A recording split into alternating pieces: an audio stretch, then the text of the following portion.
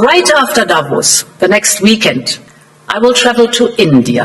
There's still work to do, but we are on the cusp of a historic trade agreement.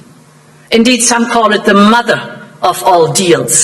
दोस्तों, भारत के साथ trade deal European union के लिए एक flexing matter है, यानी कि भारत के साथ ट्रेड डील कर रहा है और दुनिया को कहीं ना कहीं वो बोस्ट कर रहा है, देखो हम क्या हासिल करने वाले हैं। भारत न सिर्फ सेंट्रल एशिया में बल्कि पूरी दुनिया के अंदर अपने मफादात के लिए एक्टिव है और सुपर पावर अमेरिका की आंखों में आंखें डाले खड़े नजर आते हैं। वो अमेरिका जो भारत पर दबाव डालकर टैरिफ लगाकर भारत को घुटने पे लाने की कोशिश कर रहा था, नाकामयाब कोशिश कर रहा था, सीधे सीधे यूरोपीय संघ और भारत के बीच फ्री ट्रेड एग्रीमेंट होने वाला है। यूरोपियंस परेशान है, वो कह रहे हैं जी हम इंडिया के साथ भी ट्रेड एग्रीमेंट करेंगे, हम बाकी दुनिया के साथ भी ट्रेड एग्रीमेंट करेंगे। मतलब they are going into the direction जहां पे मतलब दुनिया एक पागल हुई पड़ी है कि हो क्या गा। भारत के लिए अच्छा टाइम है, sweet time, make trade deals, mega trade deals करिए, सबको घुटने में बिठाइए, अच्छे से डील करिए, गेट इनटू हार्ड नेगोशिएशन, सस्ते में चीजों को खरीदिए, जो खरीदना है ऑफ द शेल्फ उठाइए। जितनी शराइत जो है वो IMF की जानिब से जिनका नफाज किया गया है या किया जाना है, उसकी वजह से पाकिस्तान की मईशत का पहिया जो है वो जमूद होकर रह गया है और मामला जो है वो आगे नहीं बढ़ रहे हैं। दोस्तों, अब सवाल यह नहीं है कि भारत आगे बढ़ रहा है या नहीं, बल्कि सवाल यह है कि दुनिया भारत के साथ क्यों जुड़ना चाहती है। जिस डील को यूरोपियन यूनियन ने खुद मदर ऑफ ऑल डील्स कहा है, वह सिर्फ व्यापार समझौता नहीं बल्कि भारत की ग्लोबल ताकत का सबूत है। कभी भारत को हल्के में लेने वाले देश आज भारत के दरवाजे पर खड़े हैं। तेज आर्थिक रफ्तार, लगातार नए ट्रेड एग्रीमेंट्स और मजबूत ग्लोबल पोजीशनिंग ने साफ कर दिया है कि भारत अब सिर्फ मार्केट नहीं बल्कि डिसीजन मेकर बन चुका है। और यही बात कुछ पड़ोसी देशों को सबसे ज्यादा परेशान कर रही।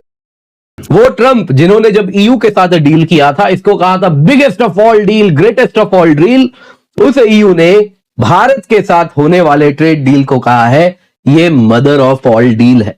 जी हाँ दोस्तों, सिर्फ इतना ही नहीं है, ट्रंप को यहां पे खूब चढ़ाया जा रहा है EU के द्वारा, जिसमें वो कह रहे हैं कि अब हम जल्दी भारत आएंगे, फर्स्ट मूवर एडवांटेज हमें मिलेगा।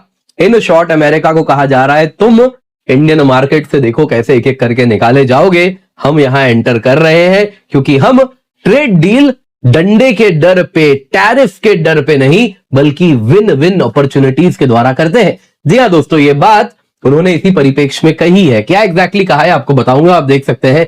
Mother of all deals India EU FTA खत्म, बस फाइनल हो चुका है और 26 जनवरी को यह साइन होगा। Ursula von der Leyen, European commissioner, इन्होंने साफ साफ कह दिया ये ऐसा डील है जो कि मदर ऑफ ऑल डील्स, जिसमें एक ऐसा मार्केट बनेगा जिसमें 2 बिलियन लोग होंगे और इतना ही नहीं, 1/4 दुनिया की अर्थव्यवस्था जुड़ रही है। इसको सेलिब्रेट करना चाहिए। जी हाँ दोस्तों, यहां पे डेड इकोनॉमी कहने वाले ट्रंप के लिए बहुत सारी यहां तंज कसी गई है। यूरोपियन यूनियन की commissioner Ursula von der Leyen ने कहा है अगले हफ्ते में भारत आने वाली हूं इस डील को साइन करने। उर्सुला वॉन डर लायन ने ट्रंप को खूब कोनी मारी है, जिसमें उन्होंने कहा जो पूरा मुद्दा था डिस्कशन का वो ये था कि कैसे ट्रेड पार्टनरशिप आगे बढ़ाया जाए, सप्लाई चेन्स डाइवर्सिफाई कराए जाए। जब दुनिया टैरिफ वाली बन रही है, फेयर ट्रेड उसमें कैसे लेकर के आगे जाया जाए, ट्रम्प टैंट्रम्स पर ही चर्चा हो रही थी। और उसी में उन्होंने कहा यूरोपियन यूनियन का आज प्रोग्रेस देखिए, भारत के साथ FTA होने जा रहा है, बस फाइनलाइज हो चुका है, अगले हफ्ते में भारत जाऊंगी। मदर ऑफ ऑल डील्स जिसे दो लोग कहते हैं वो हम साइन करने वाले हैं। 2 बिलियन लोग, क्वार्टर ऑफ ग्लोबल GDP एकजुट होने वाला है। बस डावोस के बाद मैं भारत जा रही हूं, जिससे हमें फर्स्ट मूवर एडवांटेज मिलेगा और वर्ल्ड की fastest growing and most dynamic continents एकजुट हो जाएंगे। अब दोस्तों, ये कहीं ना कहीं आप देखें तो ट्रंप पे ही सटल डिग किया जा रहा है। कैसे, आपको जरा बताता हूं। सबसे पहले ट्रंप ने EU-US डील को, वो अभी डील जिसपे उन्होंने इसको ठंडे बस्ते में फिर डलवा दिया, 10% टैरिफ लगा दिया, वो डील जिसके द्वारा अमेरिका का सामान यूरोप में ड्यूटी फ्री एंट्री कर रहा था और यूरोपियन यूनियन का सामान अमेरिका में 15% टैरिफ में एंटर कर रहा था, उस डील को ट्रंप ने कहा था ये biggest deal ever, largest deal ever है। उर्सुला वॉन डर लायन ने कुछ वैसे ही बॉम्बास्टिक भाषा का प्रयोग करते हुए कहा कि ये जो हम साइन करने जा रहे हैं इसको कुछ लोग कहते हैं मदर ऑफ ऑल डील्स, यानी ये कहना चाह रही हैं कि ये जो डील है ये यूएस ईयू डील से भी ज्यादा बेहतर है स्केल में, स्ट्रेटेजिक वैल्यू में, और एक ऐसा डील जिससे 2 बिलियन लोगों का मार्केट एकजुट होता है, क्वार्टर ऑफ ग्लोबल जीडीपी एकजुट होती है। और साथ ही साथ इन्होंने जब कहा हमें फर्स्ट मूवर एडवांटेज मिल रहा है, तो ये कहना चाह रही है वही मार्केट है। ट्रंप को बेसिकली वो ट्रॉफी दिखाई जा रही है, इस ट्रॉफी के लिए तुमने क्या कुछ नहीं किया, आज ये ट्रॉफी देखो हमारे हाथ में है, क्योंकि इसी मार्केट में तुम आना चाहते थे, डील लेना चाह रहे थे, लेकिन तुम्हें डील नहीं मिला। आज हमारे पास वो ट्रॉफी है। यूरोपियंस परेशान हैं, वो कह रहे हैं जी हम इंडिया के साथ भी ट्रेड एग्रीमेंट करेंगे, हम बाकी दुनिया के साथ भी ट्रेड एग्रीमेंट करेंगे। मतलब they are going into the direction जहां पे मतलब दुनिया एक पागल हुई पड़ी है कि हो क्या गा। आप पूरी दुनिया की हेडलाइंस आप देखें, वॉल स्ट्रीट जर्नल की आज की हेडलाइन ये थी कि जी Trump threatens on Greenland, mobilise allies. दुनिया की जो इस वक्त बड़ी पावर्स हैं वो सारी के सारे एक वो उस क्योस के अंदर है कि अब हमने किस तरफ जाना है। अब जो हेजेमोनिक स्टेबिलिटी थ्योरी है, जिसमें ये है कि जी जो आइडिया है कि जी इंटरनेशनल सिस्टम जो है वो मोर स्टेबल है जब एक कंट्री डोमिनेट करता है। फॉर एग्जाम्पल एक पॉलिटिकल साइंटिस्ट है रॉबर्ट गिल्पिन, उन्होंने ये कहा था कि जो हेजेमोनिक स्टेट होती है वो इंटरनेशनल पब्लिक गुड्स जो है, अगर आपकी मईशत का पहिया नहीं चलेगा, सरमायाकारी नहीं होगी, बरामदात जो है वो नहीं बढ़ेंगी, सनत साजी जो है वो फ़रोग नहीं पाएगी, तो फिर आप कहाँ से टैक्स जो है वो इकट्ठा करेंगे। और जाहिर है कि अगर आपने ये सूरत हाल बदलनी है तो फिर आपने अपनी जो मसनूआत हैं उनको दुनिया में एक कंपेटिटिव नहज पर भी इस्तवार करना है। वो उसी सूरत में हो सकता है कि आप अगर अपने इर्द गिर्द के ममालिक को देखें कि वहाँ पर जो रॉ मटीरियल है, यानी बिजली है, गैस है, इनकी कीमतों की नौइयत जो है वो क्या है। हमें एक ऐसे इंडिजिनस मुआशी प्लान की तरफ जाना पड़ेगा जो पाकिस्तान के ज़मीनी हकाइक से मुताबिकत रखता हो और उसके नतीजे में पाकिस्तान की मईशत जो है वो आगे बढ़ सके। हम सिर्फ मैक्रो इंडिकेटर्स को लेकर ये नहीं कह सकते कि सब अच्छा है, सब अच्छा नहीं है और वो महसूस भी हो रहा है।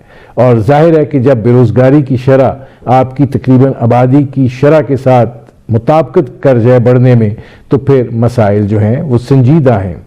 2.7% शरह नमू जो है उसके साथ 25 करोड़ अवाम का मुल्क जो है वो अगर हम आज की ग्लोबल पॉलिटिक्स और इकोनॉमिक्स को समझें तो यह साफ दिखाई देता है कि भारत अब रिएक्टिव नहीं बल्कि प्रोएक्टिव रोल में है।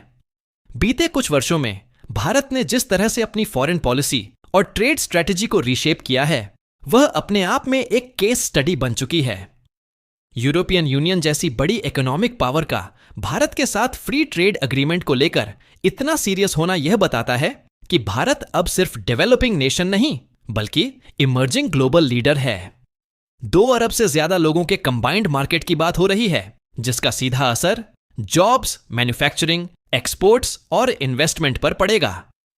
यह कोई ओवरनाइट सक्सेस नहीं है बल्कि कंसिस्टेंट पॉलिसी, इकोनॉमिक रिफॉर्म्स और लॉन्ग टर्म विजन का नतीजा है। पिछले 6 महीनों में भारत ने यूके, ओमान, न्यूजीलैंड और कई अन्य देशों के साथ एग्रीमेंट्स फाइनलाइज करके यह दिखा दिया है कि भारत डील्स पर बात ही नहीं करता, उन्हें एग्जीक्यूट भी करता है।